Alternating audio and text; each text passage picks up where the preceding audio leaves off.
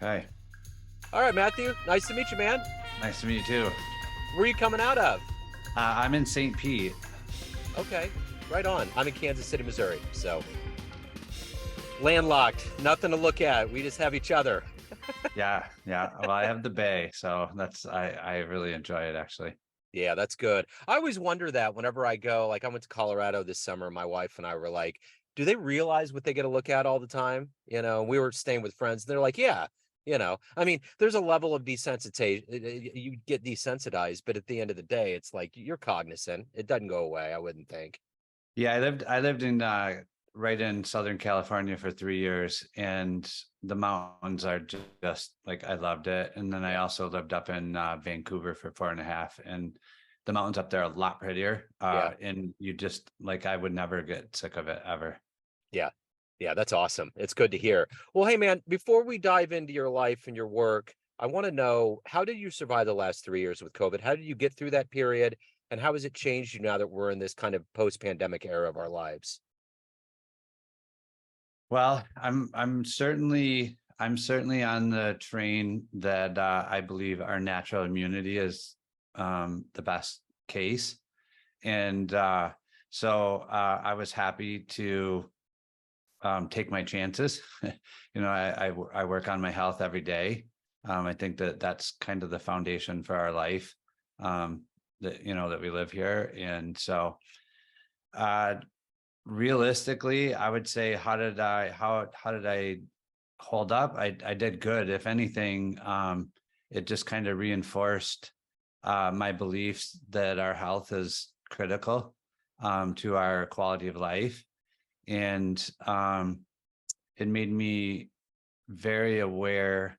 I would say it made me very aware of how much people take for granted that the government has their best interests at heart, and you know, and I don't mean that just around the vaccination, but in the food choices and all the other things. It's pretty crazy that when you really look at it, it's it's up to us to look out for ourselves and do our own research and be healthy. Yeah, absolutely.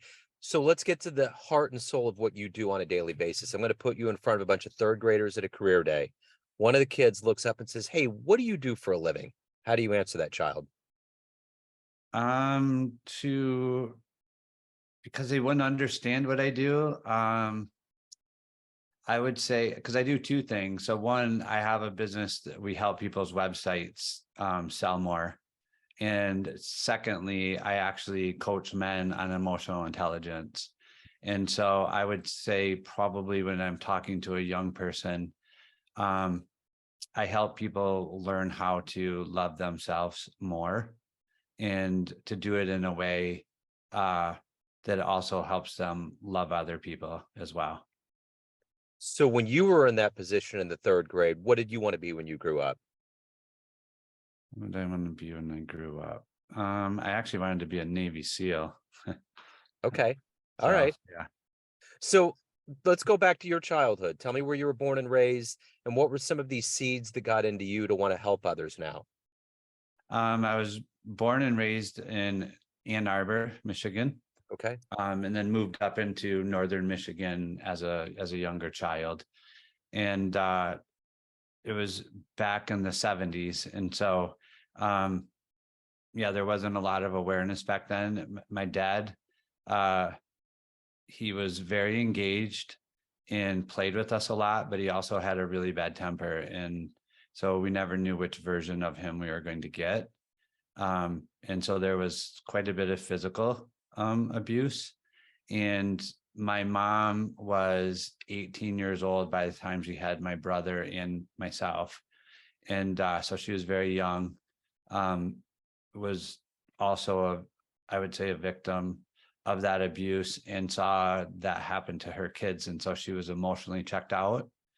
And most of my life, I blamed it on my experience with my father being abusive. And what I discovered was that actually wasn't where I had the issue. It was with the lack of emotional relationship that I had built with my mother. with her being not present or not even able to. I'm certainly not blaming her, or I know she did the best she could with what she was given. And so, yeah, for me, once I discovered that, that really sent me on the journey that's made all the difference in the world for me. So one of the big key components of this or the people that we look up to, who's been a hero for you in your life? Hmm.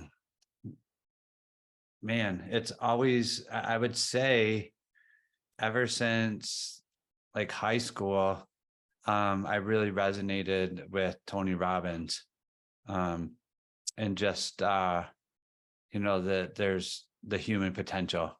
So I would say, yeah, most likely him. Yeah.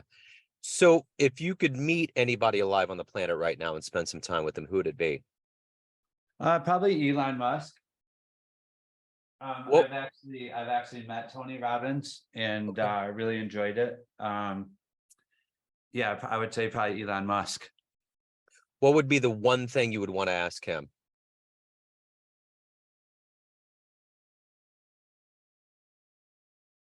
I'd love to see how he breaks down an idea from, yeah, I guess I'd love to see how he evaluates an idea and then sees the bigger picture of it. So for someone like Elon, obviously there's a high level of motivation that goes into his daily life. What is that for you? What is the thing that motivates you the most and gets you to be who you are, a better version of you? I want my legacy to be to help children learn my life lessons earlier in life. So 100% I'd love for, yeah, I want my legacy to be for children. What's been your best success story? One that always puts a smile on your face? Um, Man, I would say that like if I got to say like when my happiest days are, it's when I'm 100% present with children. So yeah, I've had the opportunity to help raise a few, and yeah, I would say that's always meant way more than the money itself. Um, just being 100% present with them and realizing, you know, how in the moment they are. Yeah. So speaking of youth, if you were to have a dream tonight and run into a 20-year-old version of yourself, and you could give that version of you a piece of advice based on the wisdom you've gained in your life up to this point, what would you tell that young version of you? You're good enough, and don't take 25 years. Don't take another 25 years to figure that out. So what are you the proudest of that you've done in your life up to this point? I would say the coaching, the results that I get coaching men, helping them actually discover and let go of their internal stories. So if you could see one event in human history with your own eyes, where are you going? What do you want to see? An event. Probably Rosa Parks on the bus. Yeah, that's a great one. That's a great one. So, Matthew, everyone out there has a perception of you. You have all these pockets of people in your lives, family, friends, clients, colleagues, but you run the show. What's your perception of you? Who do you think you are? Oh, what a great question. Hmm. Um, what is my perception of me? I guess I would say I'm a very kind person, and I know what it feels like to hurt. And so I just hope that I never do that to someone else. And so I approach every situation and leave every situation hoping to leave it better than when I got there. Excellent. Matthew, if anyone wants to hire you, learn more about you, anything about your world, where is the best place to go? Um, matt@buildgrowscale.com is my email. And obviously buildgrowscale.com is our website. Right on. Matt, I'm glad we hooked up. Thank you so much for your story and for, what makes you who you are. Really appreciate you opening up. Yeah, thank you. Thank you. Have a